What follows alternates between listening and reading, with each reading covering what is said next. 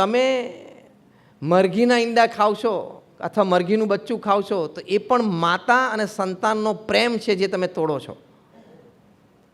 તમે ઘરમાં પેટ તરીકે કૂતરો કે એક બિલાડી રાખતા હો અને આ બાજુ મરઘીનું બચ્ચું એટલે ચિકન ખાતા હો ને તો યુ આર ડબલ કેરેક્ટર. હા,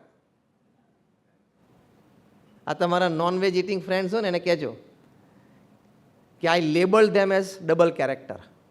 કોઈક આપણને એમ કે તું ડબલ કેરેક્ટરનો છો તો કેવી ગાઢ જેવું લાગે કે you are something else outside, something else inside. તમે એક પ્રાણીને પ્રેમ કરો છો અને બીજી જગ્યાએ બીજા પ્રાણીનો પ્રેમ મારો છો, ડબલ કેરેક્ટર થયું ને. આ વિચારવા જેવી વાત છે. આ એક ઇમોશનલ આર્ગ્યુમેન્ટ અમે મૂકી છે. સાયન્ટિફિક આર્ગ્યુમેન્ટમાં નોનવેજ ફૂડ્સથી સ્ટમક અને સ્કિનના જે ડિઝીઝ વધે છે વિચ ઇઝ સાયન્ટિફિકલી પ્રૂવડ, એ પણ અમે મૂક્યું છે. લોજિકલ આર્ગ્યુમેન્ટમાં અમે એ પણ મૂક્યું છે કે કોઈ સુપર હ્યુમન રેસ હોય, આપણને અત્યારે નથી ધારો કે, પણ કોઈ સુપર હ્યુમન રેસ એની પાસે આપણી એક્સેસિબિલિટી આવી જાય.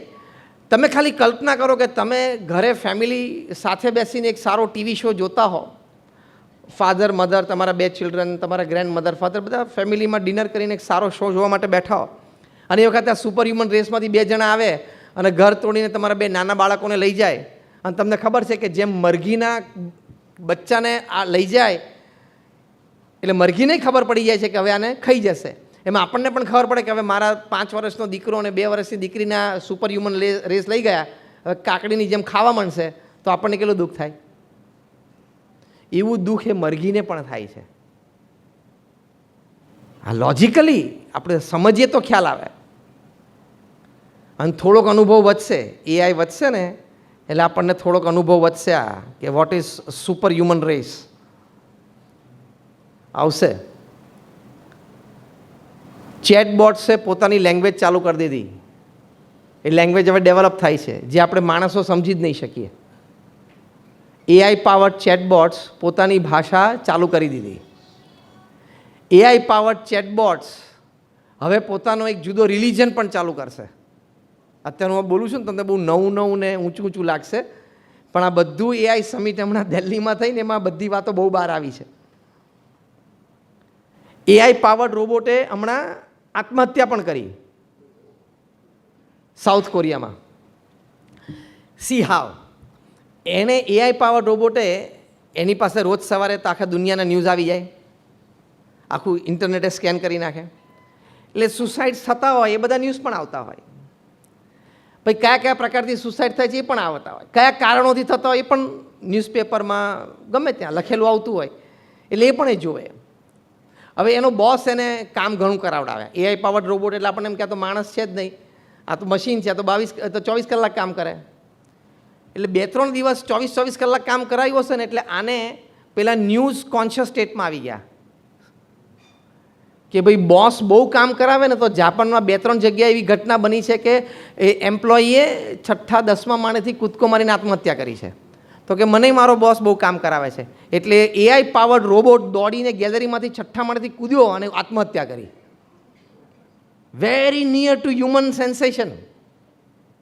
આ તમે આ હું બોલું છું ગૂગલ પર આજે રાત્રે જ જોજો, નાખજો ગૂગલ પર AI powered robot committed suicide એટલે તમને નામ ગામ સાથે આખી ઘટના હાથમાં આવશે. હવે સુસાઇડ કરે, મર્ડર કરે કે નહીં? આજે એને સુસાઇડ કર્યો, કાલે મર્ડર કરશે. એટલે તમારો એઆઈ પાવર્ડ રોબોટ તમારો એસિસ્ટન્ટ છે ને એ તમારું ગળું દાબી દે અને એ તો લોખંડ નાથ હોય છે, છૂટાશે જ નહીં. We are creating a superhuman race, a race more intelligent than our own selves. અને હું નામ નથી આપતો પણ એક જાયન્ટ મલ્ટીનેશનલ કોર્પોરેશનના એઆઈ હેડ હમણાં અઠવાડિયા પહેલાં બોલ્યા આ સમિટમાં જ કે ઇન ધ નેક્સ્ટ 18 months, આ સ્ટેટમેન્ટ તમે નાખજો ગૂગલમાં એટલે તમને આખી સ્ટોરી આવશે આજે રાત્રે જ. In the next 18 months, all the white collar jobs upon this earth are at risk. આવતા 1.5 વર્ષમાં બધી વ્હાઇટ કોલર જોબ્સ જવાની છે. પૃથ્વી ઉપર લોયરની જરૂર નહીં પડે, અકાઉન્ટન્ટની જરૂર નહીં પડે, ફાર્મસીના રિટેલ કાઉન્ટર ઉપર ફાર્માસિસ્ટની જરૂર નહીં પડે, તમારે ક્લર્કની જરૂર નહીં પડે. અને એઆઈ પાવર્ડ રોબોટ્સ ઘરમાં કામ કરશે એટલે તમારે ડોમેસ્ટિક હેલ્પની પણ જરૂર નહીં પડે. કરશે શું આ બધા નવરા થઈ? Crimes will increase exponentially. In some conference I talk, AI will exponentially increase crime. એટલે જેમ હ્યુમન ક્લોનિંગ અત્યારે ઓલ ઓવર વર્લ્ડ બેન્ડ છે, human cloning is band all over the world, કે ભાઈ મારા જેવો માણસ, તમે એક સામાન્ય તમારો એક શરીરનો વાળ મને મળે તેમાંથી તમારા જેવો માણસ ઊભો થઈ જાય કરી નાખે આ લોકો. That is called cloning. ઘેટું ઊભું કર્યું, બકરી ઊભી કરી, માણસ ઊભો કરી શકે. દુનિયાના બધા દેશોએ સાથે બેસીને વિચાર્યું કે આ હ્યુમન ક્લોનિંગ તો ના જ થવું જોઈએ. Why? To maintain the dignity of human life. Human લાઈફની ડિગ્નિટી શું રહી તો પછી? એમ સમય એવો આવશે, ઘણા બધા ક્ષેત્રોમાંથી એઆઈ બેન થશે. Two maintain the dignity of human work કરશે જ, અને કરવું જ પડશે, ને થશે જ. તમે વિચાર કરો કે બધા લોયર ફ્રી થઈ જાય તો થાય શું? બધા એકાઉન્ટન્ટ જોબલેસ થઈ જાય તો થાય શું? એક અમારા પરિચિત છે, ત્યાં દુબઈમાં એમની ઓફિસ છે. એમને મને હમણાં ગઈકાલે જ અમે એક કાર્યક્રમમાં, yesterday this same time like about 1 hour back, 7 વાગે I was talking to like 400 ISRO scientists in Ahmedabad. After the session we met many people there. એમાં આ એક યુવાન અમને મળ્યો, એને કહ્યું કે ત્યાં દુબઈમાં એની મોટી કંપની છે, એને 200-300નો સ્ટાફ છે, this that. One of the sections of his company, they design websites for high-end websites બધા માટે. એણે કહ્યું કે મારો આઈટી એન્જિનિયર 10 દિવસ રોજ 10 કલાક કામ કરીને 100 કલાકનું કામ આપે ત્યારે એક વેબસાઇટ કોઈ કંપનીની બનાવી શકતો હતો. 100 man hours ત્યારે એક સારી વેબસાઇટ કોઈ કંપનીની બનાવે. અત્યારે જે એઆઈ ટૂલ આવ્યો છે એ ફક્ત 20 મિનિટમાં એ વેબસાઇટ બનાવે છે.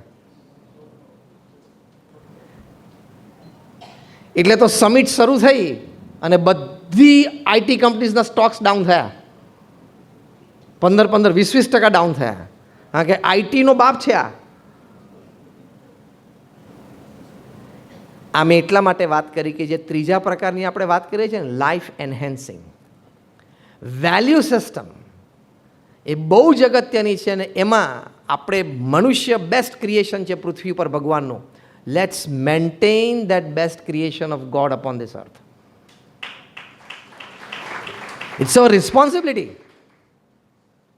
એ આપણી રિસ્પોન્સિબિલિટી છે. ઘણા બધા ક્ષેત્રોમાં ખૂબ લાભ થયો છે. એગ્રીકલ્ચરમાં એઆઈનો ખૂબ લાભ થયો છે, ડિફેન્સમાં ખૂબ લાભ થયો છે. It can be continued in some sectors, but in sectors where it is taking away jobs of middle class people, you cannot afford it. Life enhancing services માં આપણે વેલ્યુ સિસ્ટમ શીખવાડવાની છે કે as human beings we must maintain the dignity of human life and dignity of human work.